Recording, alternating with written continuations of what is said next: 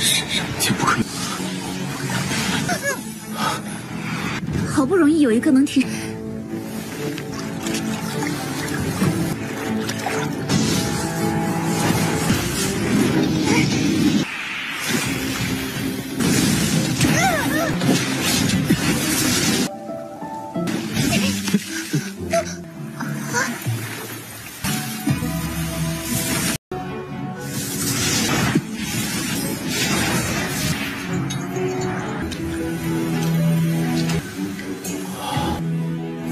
肉身化道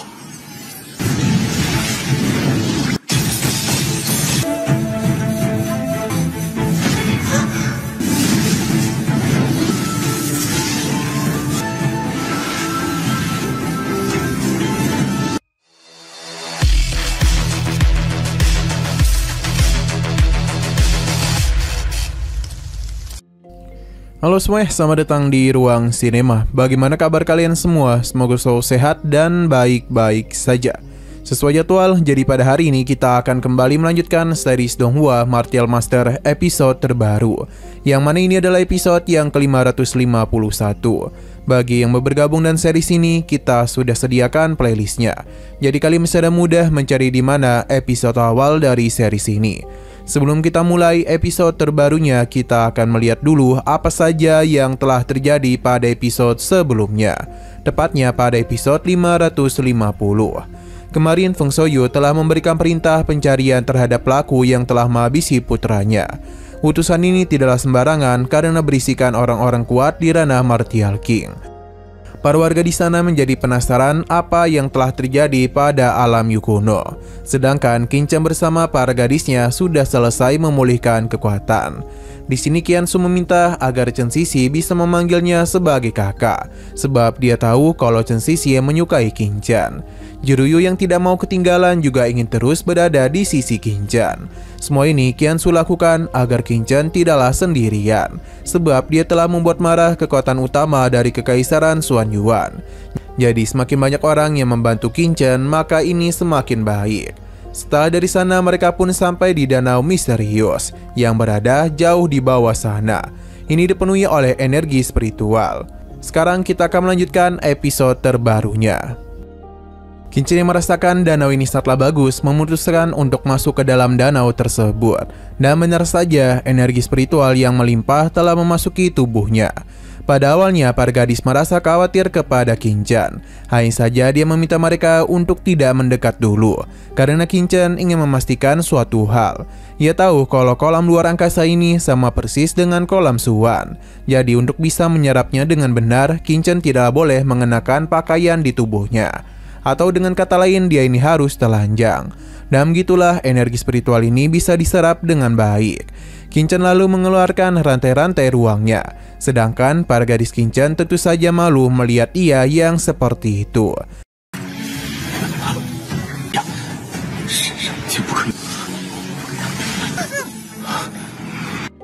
Qinchan memberitahu kalau ia baik-baik saja, dan kolam ini sangatlah bagus dalam mempercepat perkembangan kultivasi mereka.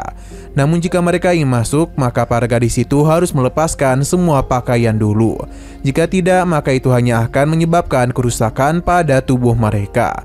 Mendengar hal tersebut tentu saja semakin membuat para gadis malu dan menganggap Qinchan sebagai pria mesum.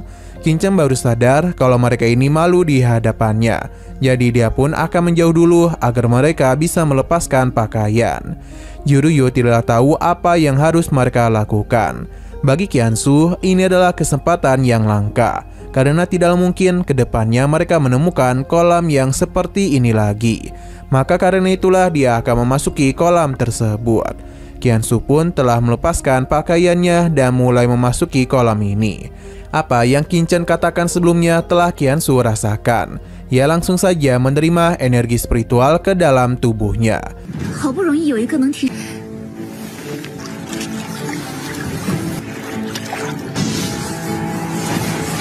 Melihat hal tersebut, Chen Xixi merasa kalau perkataan Qiansu memang benar.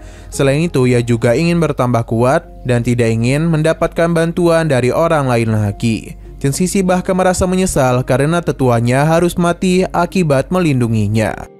Chen Sisi pun telah melepaskan pakaiannya juga. Perlahan-lahan namun pasti dia mulai memasuki kolam tersebut. Energi spiritual telah menyambut kehadirannya dan langsung diserap oleh tubuh Chen Sisi. Kini hanya tinggal Jiryu saja. Sepertinya dia itu masihlah belum percaya dengan perkataan Qin Chen. Terlebih lagi dia itu sangatlah malu jika harus melepaskan seluruh pakaiannya. Jadi dia pun mencoba memasuki kolam ini dengan seluruh pakaiannya. Ini tentu saja membuat Chen Sisi dan Qiansu terkejut. Pada awalnya Jiryu tidaklah merasakan apapun selain energi spiritual yang masuk ke dalam tubuhnya. Sampai akhirnya dia pun mulai merasakan kalau tubuh fisiknya telah terasa sakit, yang bahkan membuat retakan muncul. Jiryu masihlah mencoba untuk melawan, namun itu semua adalah kesalahan besar. Alhasil, Jiryu pun malah jatuh pingsan. Qin Chen segera bertindak untuk memulihkan tubuhnya. Selain itu dia juga telah melepaskan semua pakaian Jiryu. Usaha Qin Chen pun berjalan dengan sangat baik dan kondisi Jiryu pun telah membaik. Hanya saja Jiryu itu malah jatuh ke pelukan Qin Chen. Sesaat kemudian dia pun tersadar dan langsung saja melihat ke arah dada Qin Chen. Ia seketika saja menjadi begitu malu dan menduga kalau Qin Chen telah melakukan hal yang tidak-tidak kepadanya. Alih-alih menghindar, Qin Chen justru memberikan godaan kepada Jiryu, yang mana hal tersebut membuat gadis ini semakin malu saja.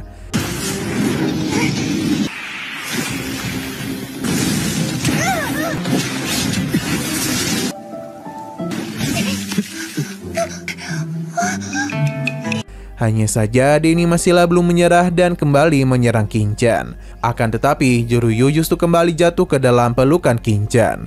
Pada akhirnya dia pun mencoba untuk menjauh saja. Sedangkan Qin Chen tidaklah dapat mengerti apa yang Jiryu lakukan. Padahal dia sudah menolongnya, namun dia malah berbuat seperti itu. Qin Chen pun meminta mereka untuk segera berlatih dan jangan menyia-nyiakan waktu. Meskipun Jiryu ini telah kesal, tapi apa yang Qin Chen katakan barusan memang harus segera mereka lakukan.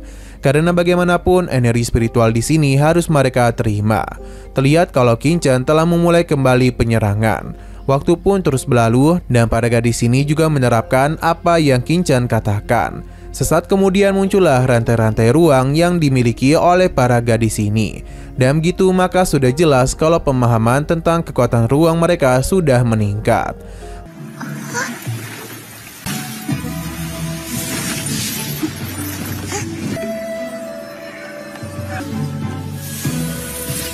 Hal yang sama juga dialami oleh Qin Chen.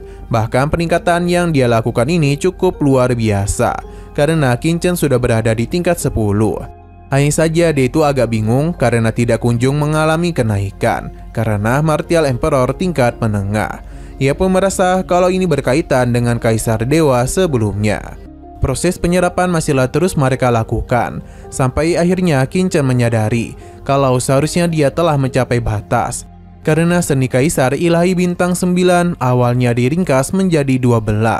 Jadi seharusnya Qin Chen hanya tinggal menunggu waktu saja untuk mencapai ranah Martial Emperor tahap menengah. Qin Chen memiliki 2 kekuatan moral lagi untuk dapat diringkas. Jadi dirinya tidak akan melepaskan kesempatan tersebut. Selama proses itu berlangsung muncullah sebuah portal yang besar, namun rantai ruang Qin Chen masihlah belum keluar. Jadi dia mencoba menggunakan gioknya untuk bisa menyerap lebih banyak kekuatan lagi. Dan begitulah dirinya dapat mengeluarkan rantai lainnya. Pada akhirnya rantai ke-11 pun sudah berhasil Qin Chen keluarkan. Namun dia ini masihlah belum puas dan akan kembali melakukan penyerapan supaya rantai ke-12 dapat keluar.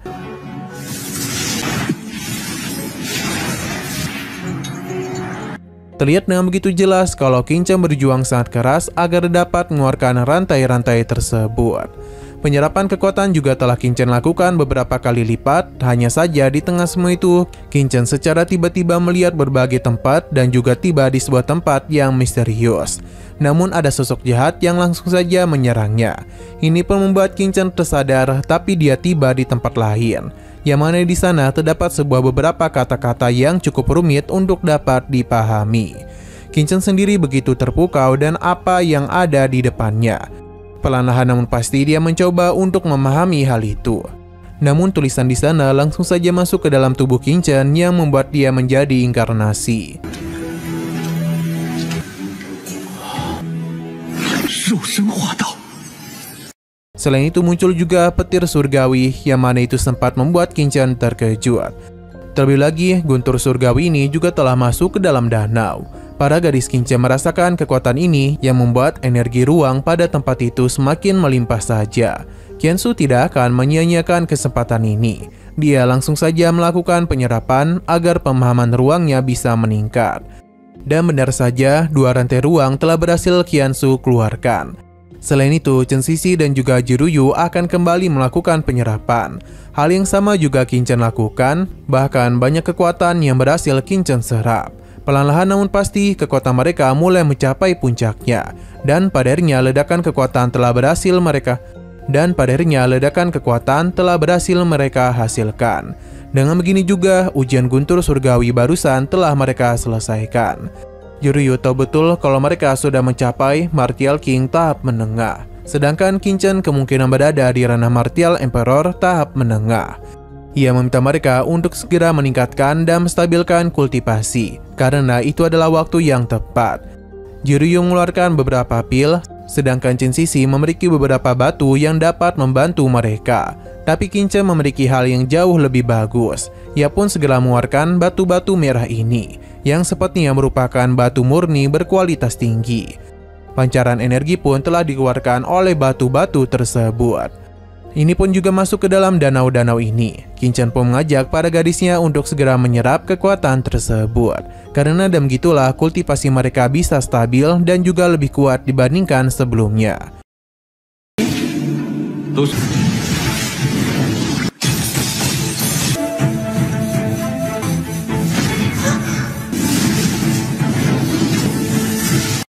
Perlahan namun pasti, beberapa fenomena pun mulai terjadi pada tempat tersebut, seperti salju yang tiba-tiba saja muncul dan beberapa tumbuhan yang terus mengalami evolusi. Sepertinya ini semua terpengaruh oleh apa yang sedang Qingchen dan para gadisnya lakukan. Tidak hanya itu saja, waktu juga terus berlalu. Jadi mereka ini telah menghabiskan beberapa hari di tempat tersebut hanya untuk bisa memulihkan kultivasi saja.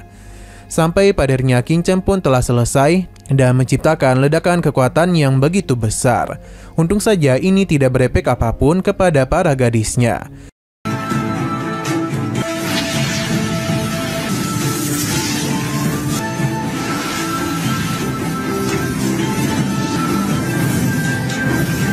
Setelah Qingchen menyelesaikan semua ini, dirinya baru sadar telah menciptakan 36 jalur hukum ruang. Bahkan hanya butuh 1 langkah lagi bagi Qingchen untuk bisa menyamai rekor dari mendiang Permaisuri Wu. Selain itu, Qingchen juga sadar kalau Qiansu dan yang lainnya hampir menyelesaikan pelatihan mereka. Namun tanpa dia sadari, air pada danau ini sudah semakin menyurut, yang membuat Qingchen bisa melihat pemandangan indah di hadapannya. Untung saja para gadis di situ menyadari hal tersebut dan membuat Qingchen tidaklah bisa lagi melihatnya. Nah, sayang sekali lagi seru-serunya, episodenya pun harus bersambung dulu. Namun sebelum kita akhiri, seperti biasa kita akan melihat preview bagian selanjutnya, di mana Qingchen meminta para gadisnya untuk berpakaian terlebih dahulu, sedangkan ia tidak akan melihatnya. Setelah semua itu barulah giliran dia yang mengenakan pakaian. Berhubung mereka semua ini sudah rapi, Qingchen akan kembali melanjutkan perjalanan. Namun Jiruyu meminta Qingchen untuk berkata jujur, kalau dia pasti sudah melihat apa yang mereka miliki.